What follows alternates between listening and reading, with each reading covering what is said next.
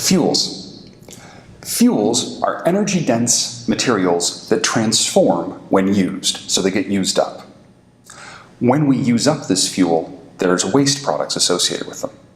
They're cheap, they're reliable, which is why, as you can see in the graph, they make up 90% of the primary energy that people use. Our fuels can be broken into two big categories.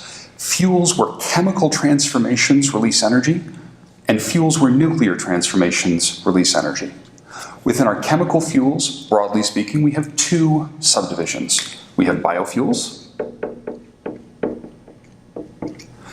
and we have fossil fuels. Biofuels are things that died recently. Fossil fuels are things that died a long time ago. We have coal, a solid fossil fuel, crude oil, a liquid fossil fuel, and natural gas, a gaseous fossil fuel. All of these wind up being made of carbon, hydrogen, and bits of other things.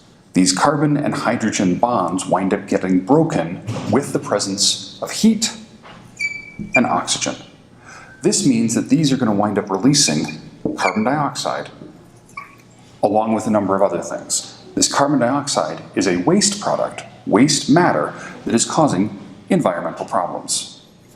On the other side, we have nuclear fuels. Nuclear fuels are uranium, thorium, and under some circumstances, plutonium. These are fission fuels. These are large atoms that get broken apart and release energy.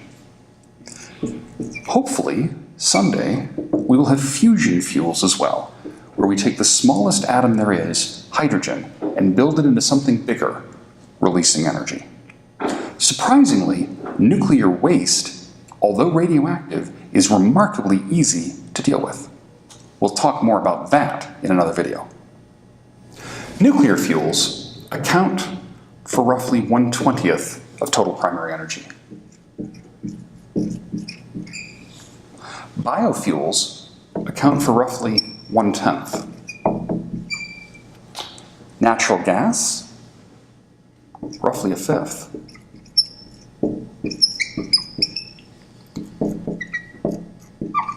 And coal and oil, each themselves account for 1/3 of our total primary energy supply. Adding these together, fossil fuels accounts for more than 80% of our total primary energy supply, and every time we burn these, we are releasing carbon dioxide.